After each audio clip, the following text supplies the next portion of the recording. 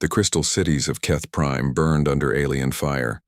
Ambassador Zeftos watched from his tower as the enemy ships moved like dark clouds across the purple sky. Each flash of their weapons meant another building turned to dust. Each explosion meant more of his people were dead.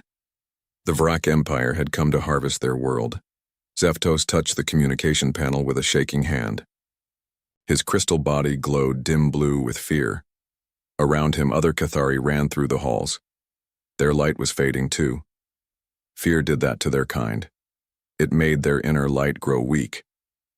Any ship that can hear this message, Zeftos spoke into the transmitter. His voice was calm, but his light flickered. This is Ambassador Zeftos of the Cathari Coalition. We are under attack. Our worlds are dying. Above him, another enemy ship fired. The building shook. Dust fell from the ceiling. Zeftos could hear screaming from the lower levels. His people were trapped. The Vrak had surrounded their planet 3 days ago. No escape ships could get through. The Vrak Empire is destroying everything, he continued. They take our crystal cores for their machines. They take our people for their food factories. We have tried to fight, but we are not warriors. We grow things, we build things, we make art and music. We do not know how to kill. The truth hurt to say. The Cathari had always been proud of their peaceful ways. They had built a coalition of 12 species who shared their values. They believed that intelligence and cooperation could solve any problem. They were wrong. We have heard stories, Zeftos said. Old stories from the edge of space. Stories about Deathworlders. Beings who come from planets so dangerous that they turned into killers. Predators who hunt other predators. We always thought these were just scary tales to frighten children. He paused. Outside he could see Vrak soldiers in their black armor walking through the streets. They carried weapons that could melt crystal with a single shot. Behind them came the harvester machines, large metal beasts that would cut apart their buildings and take the crystal cores that powered their civilization. If Deathworlders are real, Zeftos whispered into the transmitter, if you exist somewhere in the dark between stars, please help us. We know we have nothing to offer you. We know you probably think we are weak, but we are dying. Our children are dying. If there is any mercy in your killer hearts, please come. The transmission went out on all emergency frequencies. It would travel through hyperspace to every corner of known space. Most species would ignore it. The ones who could help were either too far away or too scared of the Vrak Empire. But maybe, just maybe, someone would hear. 3,000 light-years away, Captain Sarah Chen sat in the monitoring station of Frontier Post Omega-7. It was a small outpost on the edge of human space. Her job was to listen to alien communications and report anything interesting to Earth. Most days nothing happened. She drank coffee and listened to trade disputes and weather reports. Today was different. Sarah's computer translated the Cathari language automatically. As she listened to Ambassador Zeftos speak, her coffee grew cold. The desperation in his voice came through even after translation. These people were dying, and they had asked for Deathworlders. Sarah smiled. It was not a nice smile. It was the smile of a predator who had found prey. Humans had been hiding from the galaxy for 200 years. When they first achieved faster-than-light travel, they had explored carefully. They learned about the galactic community by watching from the shadows. They discovered that most alien species came from gentle worlds, planets with mild weather and plant-eating animals. These aliens had never learned to fight like humans had. Earth was different. Earth was a death world. Sarah had grown up on a planet where hurricanes could destroy cities, where earthquakes could swallow mountains, where animals with teeth longer than her arm had once hunted her ancestors. Humans had survived by becoming better killers than everything else on their world. The aliens called such places death worlds. They whispered about them in their myths and legends, planets so harsh that they created monsters. Most aliens believed death worlds were just stories. They could not imagine any species surviving in such conditions. Sarah opened a priority channel to Fleet Command on Earth. Admiral Torres answered within minutes. His face appeared on her screen, scarred from the border wars against the AI rebellion. His eyes were the pale blue of winter ice. Report, Captain, Torres said. Sir, we have received a distress call from the Cathari Coalition. They are under attack by something called the Vrak Empire. They specifically asked for help from Deathworlders. Torres raised an eyebrow. Deathworlders? Yes, sir. They seem to think we are myths. The transmission suggests they believe Deathworlders are beings from harsh planets who specialize in violence. They are not wrong. Sarah sent him the translation of the message. Torres listened without expression. When it finished, he was quiet for a long moment. Sarah could see him thinking. The Admiral was known for his strategic mind. He had never lost a battle in 30 years of service. Captain, Torres finally said, do we have intelligence on this Vrak Empire? Basic information, sir. They appear to be a typical galactic predator species, advanced technology, but they rely on intimidation more than actual fighting ability. They target peaceful species who cannot defend themselves. Standard bullying tactics. And the Cathari? Herbivorous crystal-based life forms, highly intelligent, peaceful, completely non-violent. They have built a coalition of similar species across about 50 star systems. No military capability to speak of. Torres nodded. How many Vrak ships? Unknown, sir. But based on the reports, probably a standard conquest fleet. Maybe 200 ships. 200 ships attacking peaceful aliens who asked Deathworlders for help. Torres showed his teeth. It was not a smile. It was a warning display. Captain Chen, send a message to the Cathari. Tell them the Deathworlders received their call. Tell them we are coming. What should I tell them about our arrival time, sir? Tell them to hold on for 72 hours. After that, their problems become our problems. The channel closed. Sarah composed the message carefully. She wanted to get the tone right. The Cathari expected monsters from Deathworlds. She should not disappoint them. Ambassador Zeftos of the Cathari Coalition, she began. Your transmission has been received by the Terran Defense Fleet. We are the Deathworlders you sought. We are coming to end your war. Prepare for our arrival. Hold your positions for 72 hours. After that time, any ship in your space that does not belong to you will be destroyed. She paused, then added, Welcome to the protection of Earth. Back on Keith Prime, Zeftos received the message 6 hours later. He was hiding in the underground tunnels beneath his city. Most of the towers above had been destroyed. The Vrak were bringing in more harvester machines every hour. When the computer translated the message, Zeftos felt his crystal body pulse with bright light. Around him, other survivors looked up. They had not seen such brightness from any of their people in days. What is it? Asked Femara, a young Cathari who had lost her family in the first attack. The Deathworlders answered. Zeftos whispered, They are real. They are coming. The message spread through the tunnel networks. It passed from one survivor group to another. For the first time since the invasion began, the Cathari felt hope. Their crystals began to glow brighter. On the surface, Vrak Commander Thaklos received reports of increased Cathari communications. His red eyes narrowed as he read the intercepted messages. The prey species was talking about rescue, about something called Deathworlders. Thaklos laughed. It was a harsh sound like breaking glass. The Vrak had conquered 40 systems in the past century. They had fought every major military power in this region of space. No one could challenge their fleet. Commander, his aide said, should we investigate these Deathworlders? Myths and legends, Thaklos replied. The prey species will create any fantasy to feel better about dying.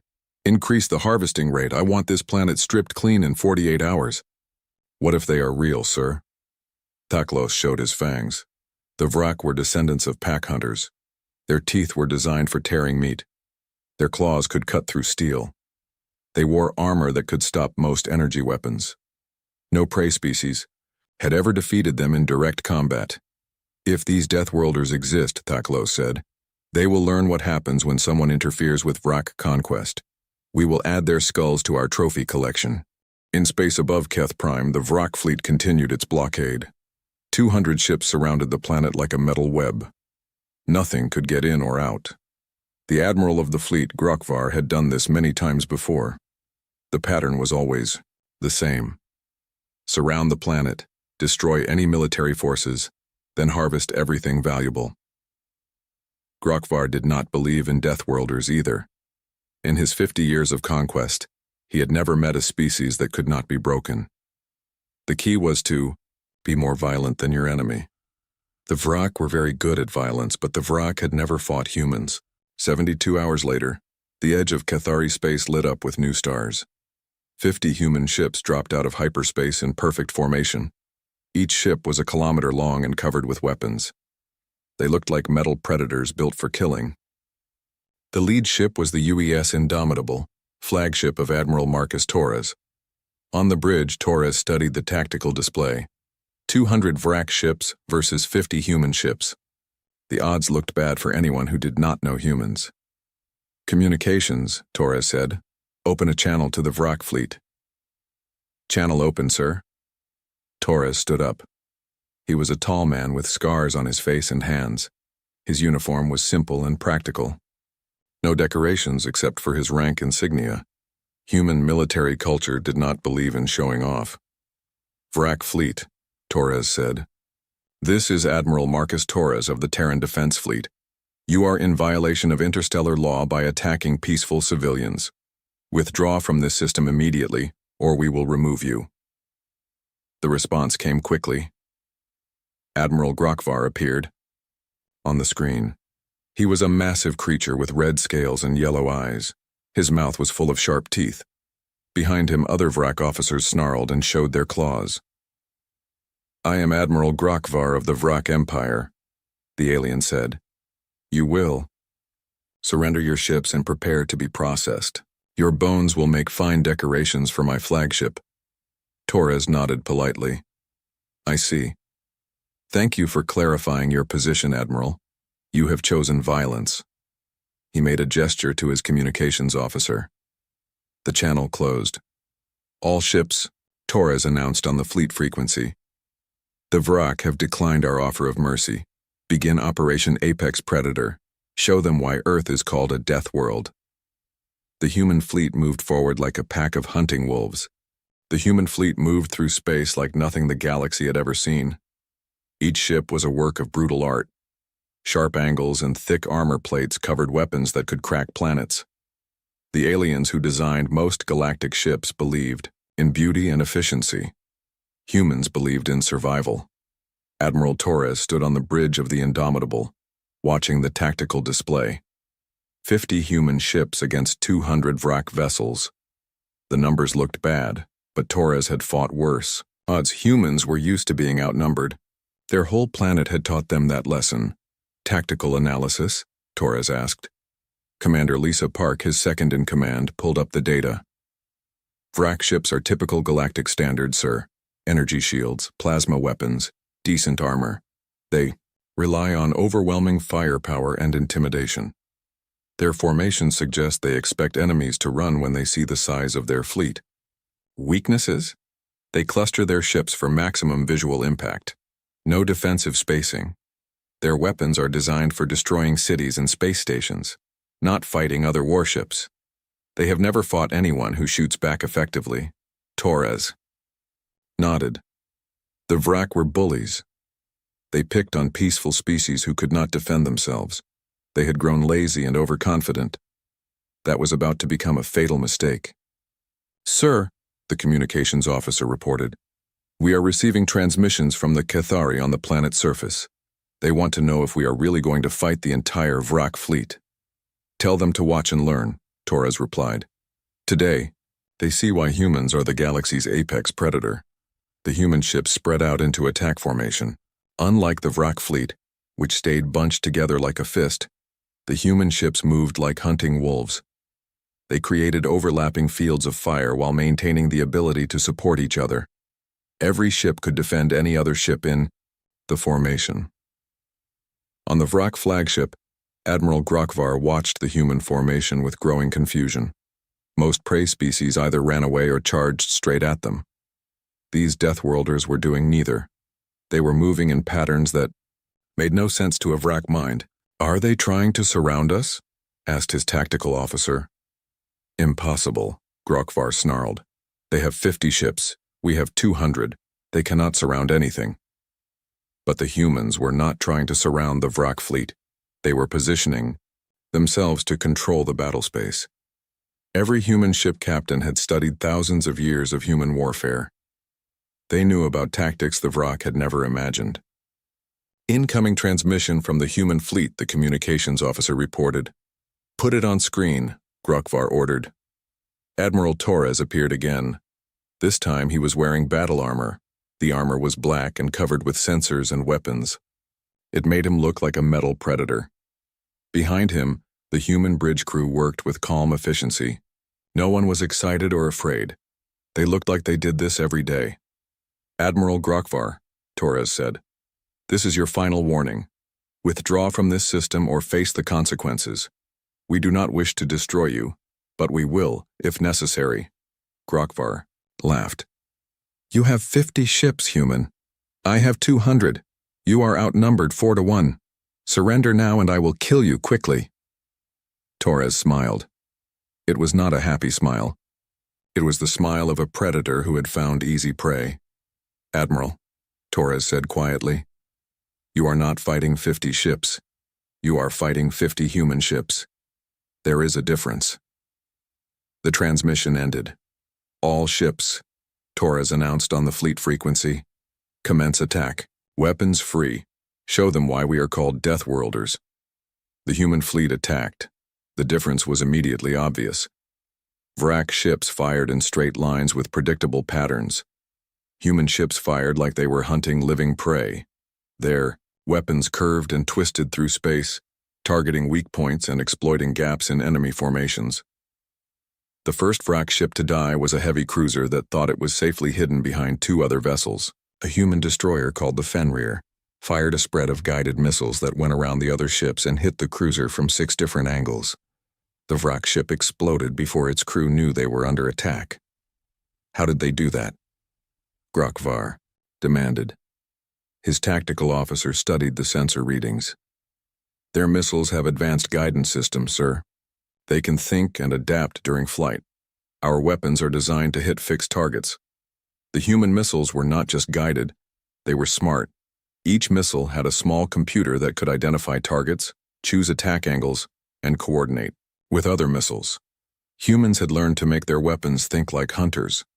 The second Vrak ship died when the human cruiser Normandy used something called a kinetic kill vehicle. Instead of firing energy weapons, the Normandy shot a solid chunk of metal at incredible speed. The projectile went through the Vrak ship's shields like they were not there, and punched a hole completely through the hull. What was that weapon? Grokvar shouted. Unknown, sir. Our shields are designed to stop energy weapons. That was a physical projectile moving at significant percentage of light speed. Humans had never forgotten their ancient weapons. While other species moved to energy weapons, humans had improved their kinetic weapons. A chunk of metal moving, fast enough could destroy anything. The human fleet moved through the Vrak formation like sharks through fish. Every human ship captain knew how to hunt. They had grown up on a planet where everything was trying to kill them. They understood predator tactics in ways that no other species could match. The UES Wolverine demonstrated another human innovation: boarding pods. Instead of trying to destroy a Vrak battleship, the Wolverine fired a dozen pods at it. Each pod carried 20 human Marines in powered armor. The pods punched through the battleship's hull and deployed the Marines inside. The Vrak crew had never experienced boarding actions. Most galactic civilizations considered it too barbaric. Ships were supposed to fight each other at long range, with energy weapons. The idea of actually going inside an enemy ship and fighting hand-to-hand was unthinkable. It was not unthinkable to humans. The human Marines moved through the Vrak ship like they owned it. Their powered armor made them stronger and faster than any Vrak warrior. Their weapons were designed for close combat in confined spaces. Within 20 minutes, they had captured the entire ship. Sir, the Vrak tactical officer reported with a shaking voice. The humans have taken the destroyer's claw. The crew is requesting instructions. Grokvar stared at the tactical display. The humans had just captured one of his battleships. It was supposed to be impossible. Ships were destroyed in battle, not captured. Tell them to activate the self-destruct, Grokvar ordered. Sir, the human Marines have disabled the self-destruct system. They are now using the ship's weapons against us. The captured Vrak battleship turned its guns on the rest of the Vrak fleet. The humans had not just taken the ship. They had figured out how to use it. Human Marines were skilled at adapting enemy technology. Admiral Torres watched the battle from his command chair. The tactical display showed the Vrak formation falling apart. Vrak ships were trying to retreat, but human ships were hunting them, down one by one. The humans had broken the enemy fleet in less than an hour. Casualties? Torres asked. Minimal, sir. 3 ships with minor damage. No personnel losses. Torres nodded. It was a typical result when humans fought aliens who had never learned real warfare.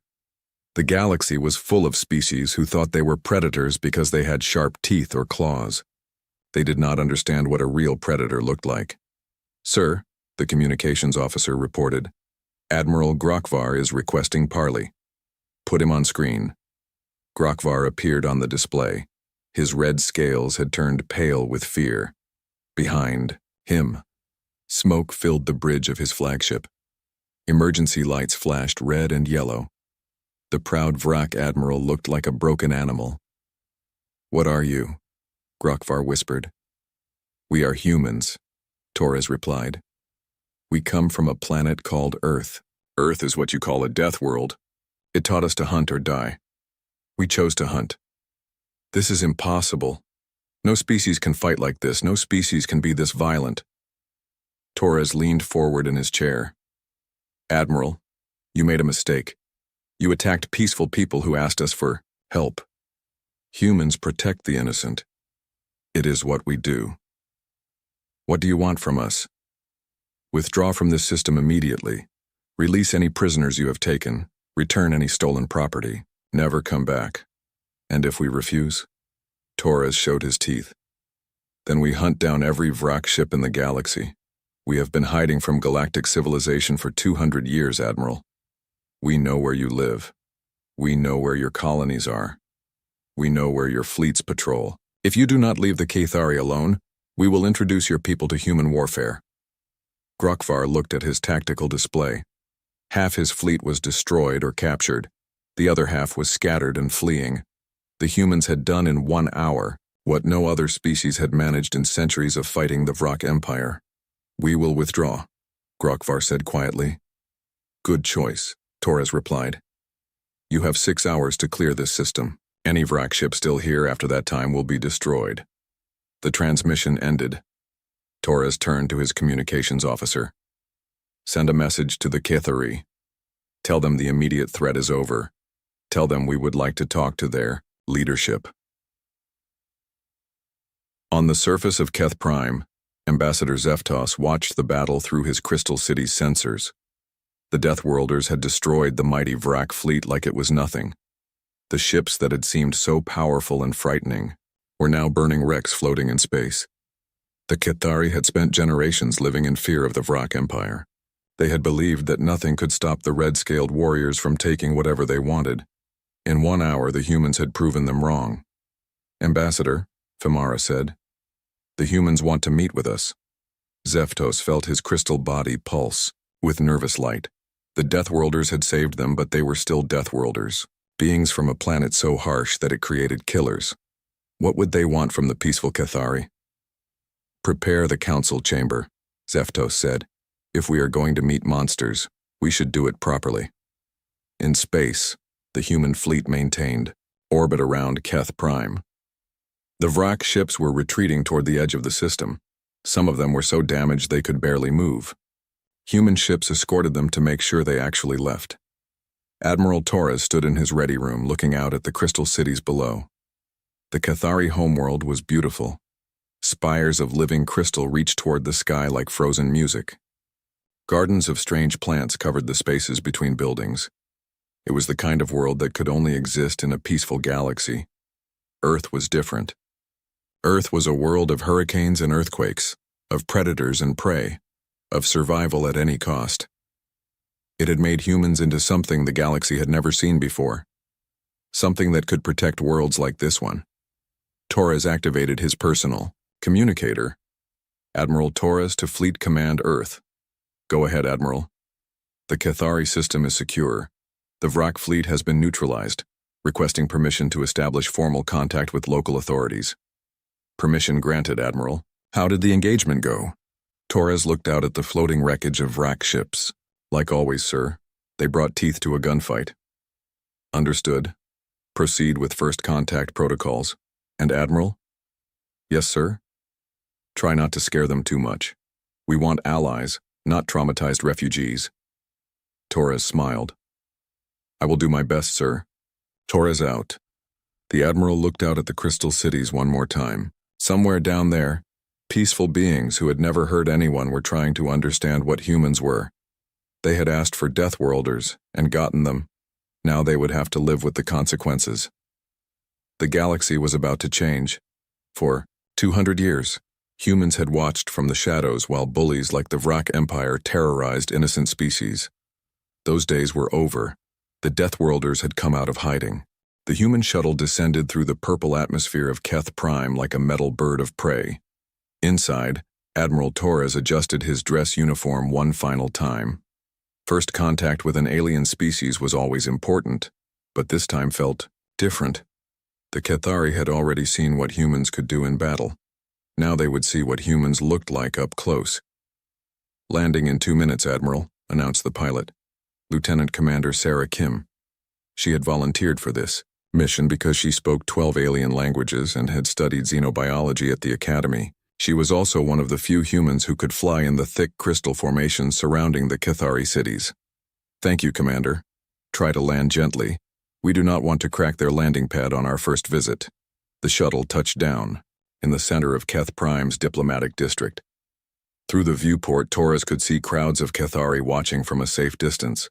Their crystal bodies glowed in different colors, shifting from blue to green to purple.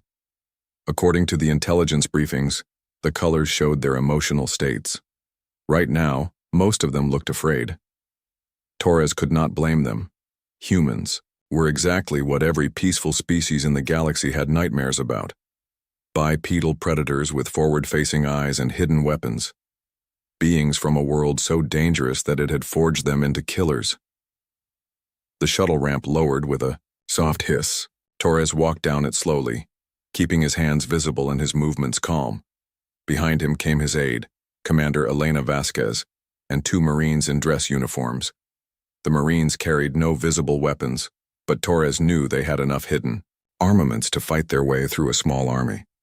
Ambassador Zeftos waited at the bottom of the ramp. He was taller than Torres had expected, nearly 7 feet high with a body made of what looked like living diamond. His light pulsed a nervous blue-green as the humans approached.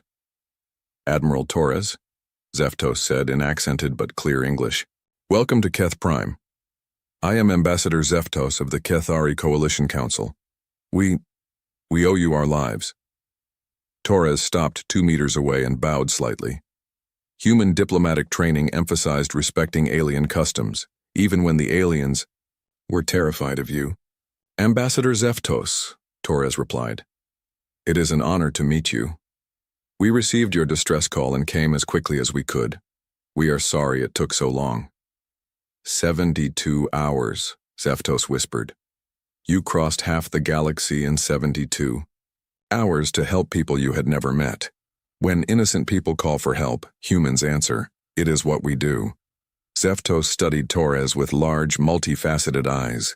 The human admiral was not what he had expected. The stories about Death Worlders described savage monsters who lived only for violence. Torres looked normal. Dangerous, yes, but also intelligent and controlled. His scarred face spoke of battles fought and survived, but his eyes showed compassion. Please, Zeftos said, follow me, the council is waiting to meet you. They walked through the crystal city toward the council chambers. Everywhere they went, Cathari stopped to stare. Most had never seen aliens before, certainly not aliens from a death world. The humans moved with a predator's grace. Each step, calculated and efficient. Their eyes constantly scanned for threats, a habit so ingrained they probably did not realize they were doing it. Admiral, Zeftos said as they walked. May I ask about your world? The place you call Earth? Torres considered how to answer. How do you explain a death world to someone who had never seen real danger? Earth is beautiful, Torres said finally. But it is also harsh. Our weather can destroy cities. Our oceans can swallow islands. Our land moves and shakes without warning. The animals on our world learn to hunt or be hunted. We learned the same lesson. And this made you into warriors? No, Torres replied. This made us into survivors. We became warriors to protect those who could not protect themselves. They reached the council chambers, a massive dome made of crystal that split sunlight into rainbow patterns. Inside, 12 Cathari waited around a circular table. Each represented one of the species in their coalition. All of them looked nervous. Torres and his team took seats at one side of the table. The chairs had been hastily modified to support human physiology. Someone had studied their anatomy and made adjustments. It was a thoughtful gesture that Torres appreciated. Before we begin, Torres said, I want to make something clear. Humans did not come here to conquer or control anyone. We came because you asked for help against an aggressor. We will leave whenever you ask us to leave. The Cathari around the hallway table exchanged glances. Their lights flickered in patterns that Commander Vasquez recognized as their equivalent of nervous whispering. Council leader Myth-Allah, an ancient Cathari whose body was deep purple with age, spoke first. Admiral Torres, we have watched the recordings of your battle with the Vrak fleet. We do not understand how you achieved such a victory. The Vrak Empire has conquered 40 star systems. They have never been defeated. They had never fought humans before, Torres replied simply, but you were outnumbered 4-1. Your ships were smaller than theirs. How did you win? Torres looked around the table. All the aliens were leaning forward waiting for his answer. They genuinely did not understand how the battle had been won. The Vrak made a fundamental error, Torres explained. They assumed that technology and numbers were the only factors that mattered in warfare. They were wrong. What other factors are there? Asked Myth-Allah. Training, experience, adaptability, the willingness to do whatever is necessary to protect innocent lives. Torres paused. The Vrak learned to fight by bullying peaceful species. Humans learned to fight by surviving on a world that was constantly trying to kill us. Commander Vasquez activated a small holographic projector. Images of Earth appeared above the table. The aliens gasped as they saw hurricanes that could flatten cities, volcanic eruptions that could change the climate, earthquakes that could split continents. This is our homeworld, Vasquez explained. Every day on Earth is a struggle for survival. Our ancestors faced predators with teeth longer than your bodies. They survived ice ages that lasted thousands of years. They endured plagues that killed millions. Each generation became stronger, smarter, more adaptable. Your world tried to kill you, whispered Famara, and you survived. More than survived, Torres said. We learned from it. Earth taught us that the universe is not safe or fair. It taught us that if we wanted to protect the things we cared about, we had to become stronger than anything that might threaten them. The images changed to show human cities, human art, human families. The aliens saw that humans were not just killers. They were builders, creators, protectors. They had taken the harsh lessons of their world and used them to build something beautiful. We developed our technology differently than most species, Vasquez continued. While you created tools for building and healing, we created tools for fighting and surviving. Our ships are not beautiful like yours, but they are effective. Our weapons are not elegant, but they work. Myth-Allah studied the images carefully. Your species learned to wage war as an art form. War is not art, Torres said firmly. War is a tool. Sometimes it is the only tool that works against those who choose violence over negotiation. The Vrak chose to attack innocent people. We chose to stop them. What will happen now? Asked Zeftos. Will you stay? Will you leave? Will other humans come? Torres had been expecting this question. That depends on what you want, Ambassador. Humans can offer you protection from aggressors, like the Vrak Empire. We can share some of our defensive technology. We can help you build your own military forces. But all of this is only if you want it. And what would you want in return? Friendship, Torres said simply. Trade, cultural exchange, the chance to learn from peaceful species like yours. Humans have spent so long learning to fight that we sometimes forget how to build.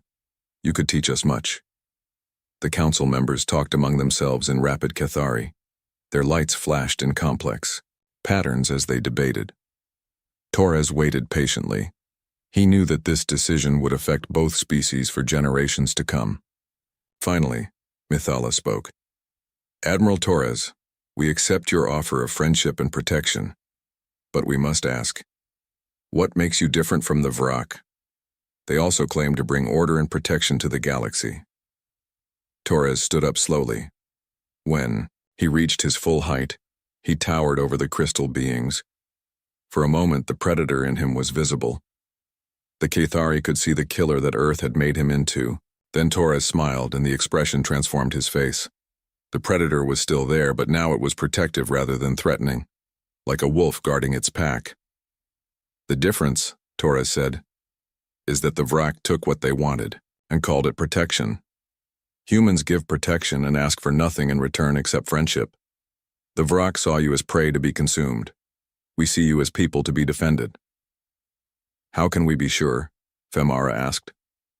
Torres gestured toward the crystal dome above them.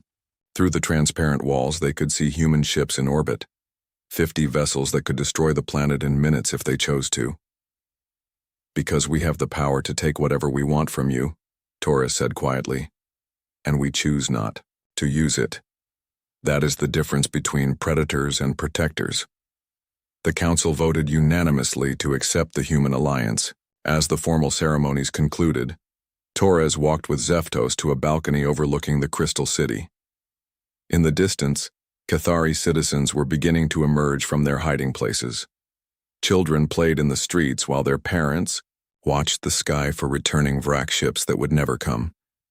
Admiral, Zeftos said, there is something I must tell you. We have sent word of your arrival to other species in the coalition. Many of them are asking for help with their own problems. Pirates, raiders, territorial disputes. Will humans help them too? Torres looked out at the peaceful city below. Somewhere in the galaxy, other innocent people were suffering at the hands of bullies and predators. Other species who had built art and music instead of weapons. Other civilizations that needed protection. Send us their locations, Torres said. We will help anyone who asks. But why? Why would you risk your lives for strangers? Torres thought about Earth, about the harsh world that had forged humanity into killers, about the choice his species had made to use their strength to protect rather than exploit. Because someone should, he said finally. The galaxy is full of predators who prey on the weak. Someone should hunt the hunters. As the purple sun set over Keth Prime, Admiral Torres made a decision that would reshape galactic civilization. Earth would no longer hide in the shadows. The Deathworlders would take their place as the galaxy's protectors. The age of human guardianship had begun. The news spread across the galaxy like wildfire. The Deathworlders were real, and they had destroyed the mighty Vrak Empire's fleet in a single battle. Species that had whispered about monsters from harsh worlds in their bedtime stories now watched. Sensor recordings of human ships hunting Vrak vessels like wolves chasing rabbits. On 100 different worlds, governments held emergency meetings. Military leaders studied the battle footage frame by frame, trying to understand how 50 human ships had defeated 200 Vrak vessels so easily. Diplomats debated whether to make contact with these mysterious beings from Earth. Most importantly, oppressed species across the galaxy began to hope. The Cathari Coalition had sent out ambassadors to every peaceful civilization they knew. The message was simple. The Deathworlders had come to help. If you were being attacked by aggressors, if pirates were raiding your trade routes, if your neighbors were threatening war, the humans might help you too. Admiral Torres received the HYF First formal request for assistance 3 days after the battle at Keth Prime. It came from the Gentle Reef Collective, a group of aquatic species whose ocean worlds were being poisoned by industrial raiders.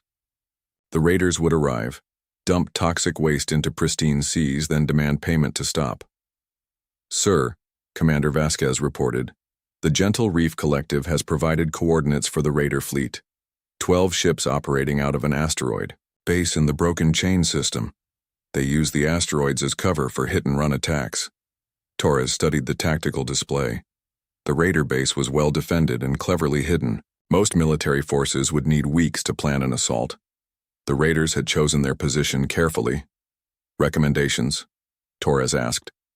"The asteroids make conventional attack difficult," replied Captain Chen, who had been promoted to fleet tactical officer. "But humans have experience with irregular warfare. I suggest we use hunter-killer teams." Torres nodded. Hunter-killer teams were small groups of human ships designed for special operations. They could sneak into enemy territory, eliminate specific targets, and disappear before anyone knew they were there. It was warfare as humans understood it, precise, efficient, and absolutely merciless to those who harmed innocents. "Prepare 3. Hunter-killer teams," Torres ordered. "I want those raiders eliminated within 48 hours. The human ships moved through hyperspace like ghosts. Each hunter-killer team consisted of a stealth destroyer, 2 attack corvettes, and a boarding ship filled with Marines. They approached the Broken Chain system from different directions, invisible to conventional sensors. The raiders never knew what hit them. The first team eliminated the outer sensor posts with silent missile strikes. The second team destroyed the raider ships that were docked at the asteroid base. The third team captured the command center and arrested the raider leadership for trial. The entire operation took 6 hours. Not a single human was injured. Not a single raider escaped. When the Gentle Reef Collective received the news, their response was transmitted across the galaxy. Recorded images of aquatic beings weeping with joy as their pristine oceans were declared safe again. Their children could swim in clean water. Their future was secure. The message was clear. The Death Worlders protected the innocent. More requests for help began arriving at the human fleet. The singing gardens of Melodia were being strip-mined by corporate armies. The crystal communes of Serenity faced invasion by their militant neighbors. The peaceful traders of the Harmony route were being robbed by organized pirate fleets. Each time, Torres sent human ships to solve the problem. Each time, the aggressors discovered what it meant to fight beings from a death world. Human military doctrine was simple: identify the threat, eliminate the threat, protect the innocent. No negotiations with pirates. No mercy for those who preyed on the weak. Word reached Earth through quantum communication relays. President Martinez called Admiral Torres for a personal briefing. "Admiral," the president said, appearing on the secure channel, "you have started something that cannot be stopped. Every peaceful species in the galaxy is asking for our help." "Yes, Madam President. Should we refuse them?" Martinez was quiet for a moment. She had been born on Earth during the resource wars, when climate change and overpopulation had nearly destroyed human civilization. She understood what it meant to need help and have nowhere to turn. "No," she said finally, "but we need to be smart about this. The galaxy is about to learn that humans exist. Some species will welcome us. Others will see us as a threat. We need to be ready for both reactions." "What are your orders, Madam President?" "Establish the Terran Protectorate. Any species that asks for protection against aggressors will receive it. Any species that threatens peaceful civilizations will face human intervention. Make it clear that we are not conquerors, we are guardians." Torres smiled. "Understood, Madam President. What about species that might try to test our resolve? Show them why Earth is called a death world, Admiral. Show them what happens when predators meet an apex predator." The test came sooner than expected. The Hegemon Empire had ruled 40-star systems with an iron fist for 300 years. They were not like the Vrak, who conquered through overwhelming force. The Hegemons were subtle. They used economic pressure, political manipulation, and carefully targeted assassinations to control their neighbors. When they heard about humans, the hegemon saw an opportunity. These Deathworlders were clearly powerful, but they seemed to care about protecting weaklings. That caring could be used against them. Emperor Vexthul of the Hegemon Empire sent a formal challenge to Admiral Torres. It was delivered by a diplomatic courier ship that approached the human fleet under a flag of truce. Admiral Torres, the message began, I am Emperor Vexthul of the Hegemon Empire. We have observed your recent activities with interest. You claim to protect peaceful species, but you do so through violence. This makes you hypocrites. The holographic image of the Emperor appeared above the tactical display. He was a tall, thin being with pale skin and dark eyes. His species had evolved from ambush predators, and it showed in his careful movements and calculating expression. We challenge your right to interfere in galactic affairs, the message continued. The Cathari system that you currently occupy belongs to us by right of conquest. We demand that you withdraw immediately. Torres raised an eyebrow. They are claiming ownership of Keth Prime? Apparently, sir, Commander Vasquez replied. According to their message, they have economic contracts with the Vrak Empire. When the Vrak conquered the Cathari, ownership was supposed to transfer to the Hegemon Empire. I see. And what exactly do they plan to do if we refuse to leave? The Emperor's message continued.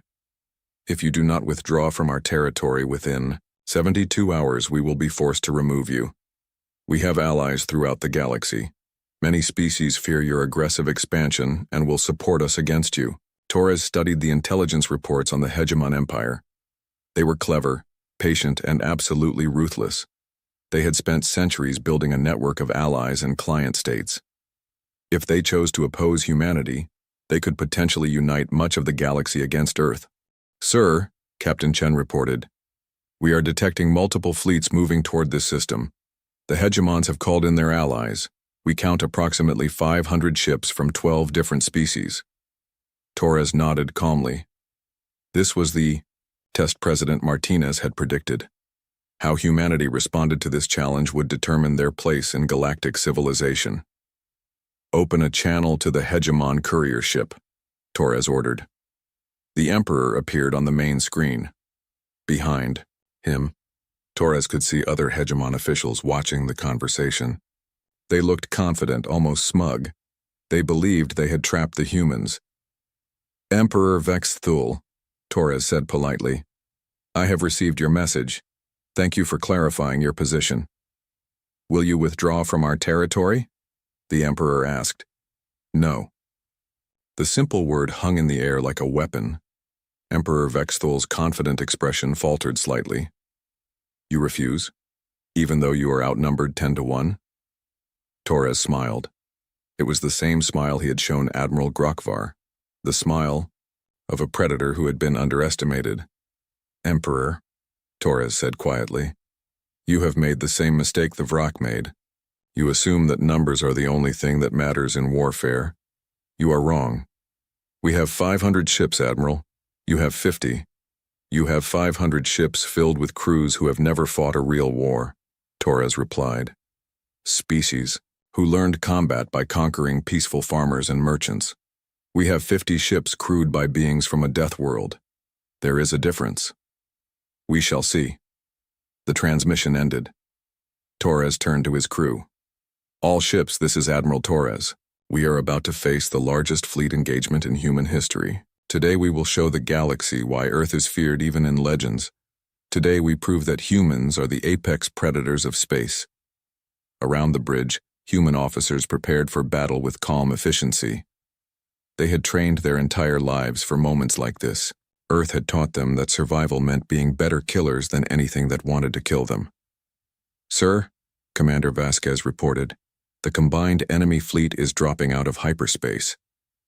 Torres watched the tactical display as enemy ships appeared around the Cathari system.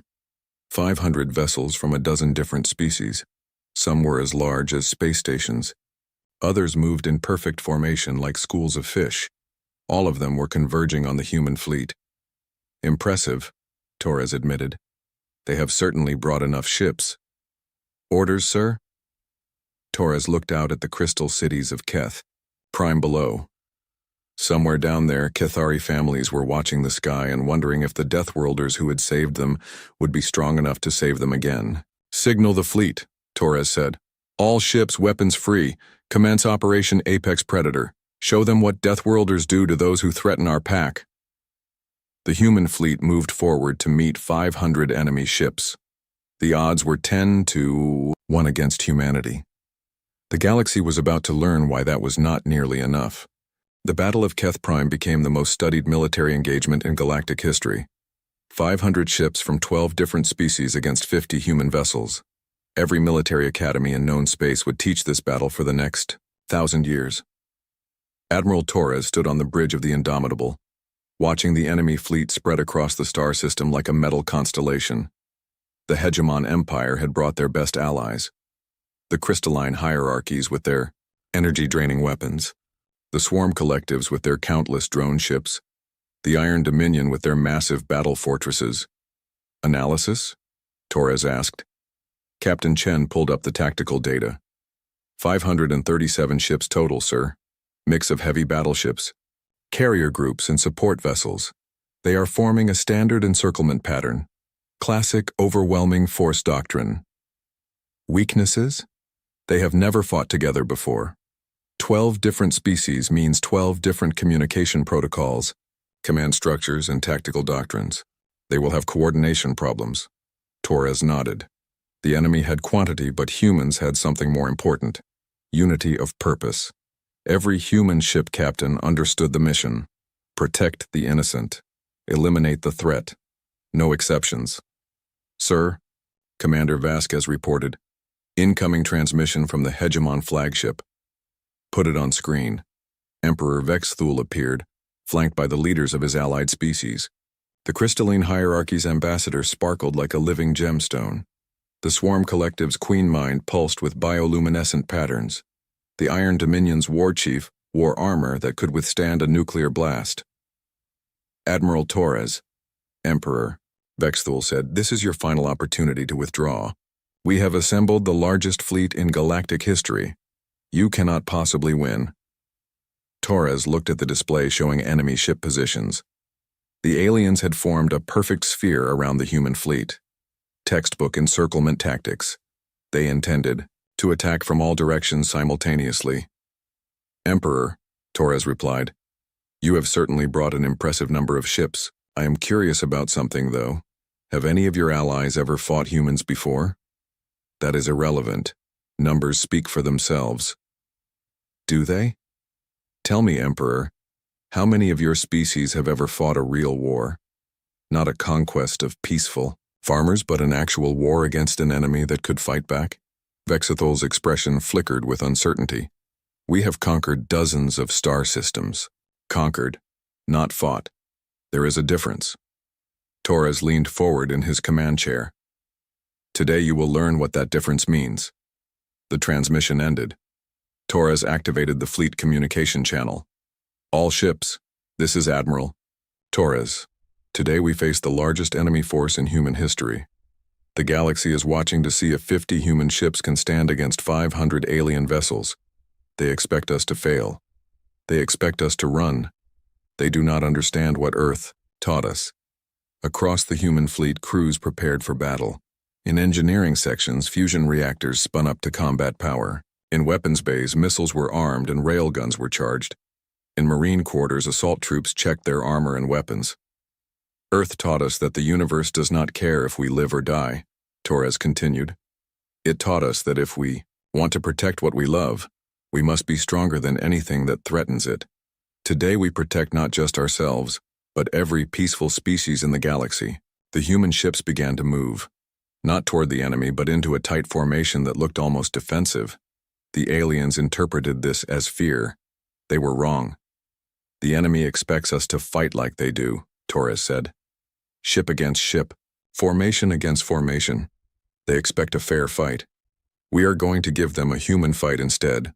The first phase of the battle began when the Swarm Collective launched their drone attack. Thousands of small ships poured out of their carriers like angry insects. Each drone was controlled by the collective mind of their queen. They moved in perfect coordination, overwhelming enemy defenses through sheer numbers. The human response was immediate and devastating. Instead of trying to shoot down individual drones, the human ships fired area effect weapons into the swarm formations. Cluster bombs that released hundreds of smaller explosives. Plasma charges that created fields of superheated gas. Gravity weapons that crushed dozens of drones at once. The Swarm Queen mind had never encountered weapons designed to kill large numbers of small targets. Her drones were used to facing enemies who fired single shots at single targets. The human weapons turned her advantage into a liability. The tighter her formations, the more drones died with each shot. Phase 1 complete, reported Captain Chen. Enemy drone forces reduced by 70%. The crystalline hierarchies attacked next. Their ships fired focused energy beams that could drain power from enemy vessels. It was an elegant weapon that disabled rather than destroyed. Very civilized. Very ineffective against humans. Human ships did not rely solely on their power cores during combat. Every vessel had backup systems, emergency batteries, and manual overrides. When the crystalline weapons drained their main power, human ships switched to backup systems and kept fighting. More importantly, humans understood the concept of acceptable losses. When 3 human destroyers lost main power to crystalline energy drains, they did not retreat or try to recharge. They used their remaining momentum to ram the nearest enemy ships. The crystalline hierarchies watched in horror as human vessels turned themselves into kinetic weapons. This was not how civilized species conducted warfare. You were supposed to disable enemy ships, not destroy them with suicide attacks. They are using their ships as projectiles, the crystalline ambassador reported with shock. This is barbaric. This is war, Torres replied over the open channel. Welcome to how Deathworlders fight. The Iron Dominion tried to use their massive battle fortresses to crush the human fleet. Each fortress was the size of a small moon, armed with enough weapons to sterilize a planet. They moved slowly but inexorably toward the human formation. The human response was to scatter like startled prey, then regroup behind the fortresses. Before the Iron Dominion could turn their massive ships around, human boarding pods launched from every direction. Hundreds of pods filled with human marines, in powered armor. The Iron Dominion had built their fortresses to withstand external attack. They had not considered internal assault. Human marines moved through the corridors like apex predators hunting in their natural habitat. The fortress crews found themselves fighting enemies who had trained for close combat since childhood. Sir, the Iron Dominion war chief reported to Emperor Vexthal, the humans have taken Battle Fortress Prime. They are using our own weapons against us. Vexthal watched his grand alliance falling apart. The tactics that had worked for centuries against conventional enemies were useless against humans. These Deathworlders fought without honor, without mercy, without any regard for the accepted rules of warfare. All ships, Vexthal commanded, focus fire on the human flagship. Destroy their command structure. 200 ships turned their weapons toward the Indomitable. Energy beams, plasma torpedoes, and kinetic projectiles converged on Admiral Torres's position. Enough firepower to vaporize a small asteroid. The human fleet responded instantly. Every ship moved to protect their flagship. Some used their own hulls as shields. Others fired interceptor missiles to stop incoming projectiles. A few launched electronic countermeasures that confused enemy targeting systems. But most importantly, the human ships fought as a pack. Each vessel protected every other vessel. When one ship was damaged, others covered its retreat. When ammunition ran low, ships shared supplies. When crew members were injured, medical teams transferred between vessels during combat. They fight like a single organism, whispered the Swarm Queen mind, who understood collective behavior better than any other species. Torres smiled. We fight like a family. The battle raged for 6 hours. The enemy fleet had every advantage except the one that mattered most. They had never learned to fight for something greater than themselves. The humans fought to protect the innocent. The aliens fought for conquest, profit, or political advantage. By the end, 200 alien ships were destroyed or disabled. 300 others retreated when their commanders realized they were losing. Only 30 enemy vessels remained, and those were trying to surrender. The human fleet had lost 7 ships and suffered damage to 15 others. Not a single human vessel had retreated, not a single crew had surrendered. Emperor Vexthal stood on the bridge of his flagship, watching the tactical display show the destruction of his grand alliance. The hegemon empire's reputation for invincibility was shattered. His allies were fleeing or surrendering. His dreams of galactic domination were dying in the void. "What are you?" he whispered to Admiral Torres. "We are humans," Torres replied. "We are the children of Earth. We learned to fight by surviving on a world that tried to kill us every day. We learned to protect by losing things we loved to predators and disasters. Today you discovered what happens when bullies meet an apex predator. What will you do with us?" Torres looked out at the crystal cities of Keth Prime. The battle had been fought to protect those peaceful beings below. They had asked for help, and humanity had answered. That was all that mattered. "Emperor Vexthal," Torres said formally, "the hegemon empire will cease all aggressive activities immediately. You will withdraw from systems belonging to peaceful species. You will release any prisoners or slaves in your custody. You will pay reparations for the damage you have caused. And if we refuse? Then we will hunt down every hegemon ship in the galaxy. We will find your homeworlds. We will introduce your people to the reality of fighting Deathworlders."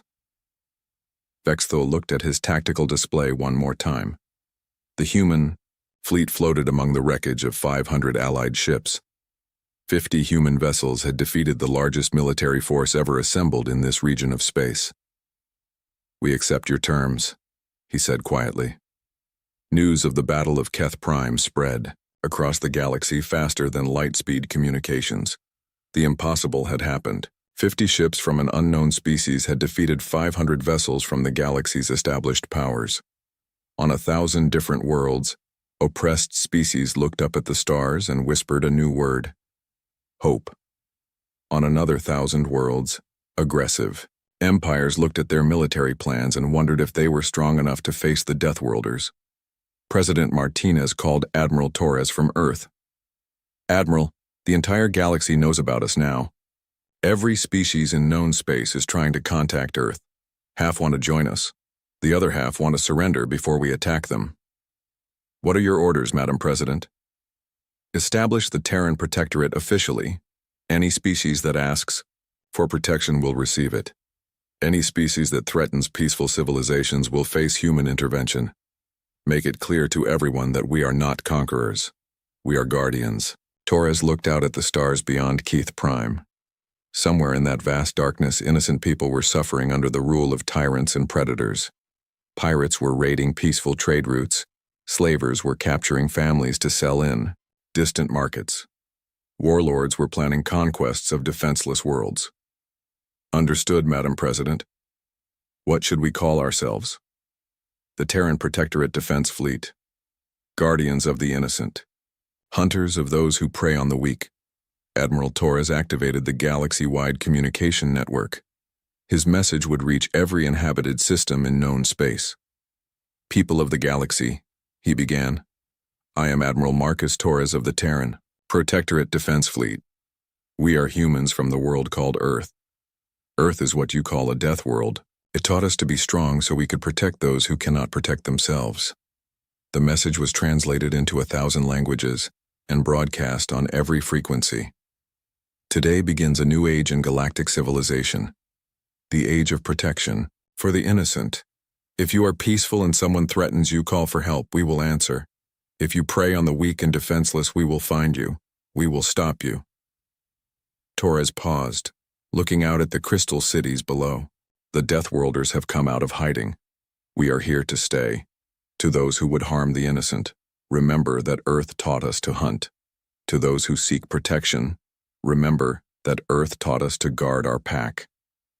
The transmission ended. Across the galaxy, 1 billion species received the same message in their own languages. The children of the Death World had announced themselves to the universe. The age of human guardianship had begun. On Keth Prime, Ambassador Zeftos stood in his crystal tower, watching human ships patrol the system. The Deathworlders had kept their promise. They had protected his people from those who would destroy them. "Femara," he said to his young aide, "send a message to our coalition partners. Tell them the galaxy is safe now. Tell them the humans will protect us all. As the purple sun set over the crystal cities, Zeftos thought about the future. For the first time in centuries, it looked bright. The Death Worlders had come when called. They had fought when needed. They had shown mercy to the defeated and protection to the innocent. The galaxy would never be the same. In the darkness between stars, predator species that had ruled through fear began to reconsider their life choices. Somewhere out there, the children of Earth were watching, waiting, ready to answer any call for help. The universe had learned a new truth. When you send an SOS to the void, sometimes the monsters that answer are on your side.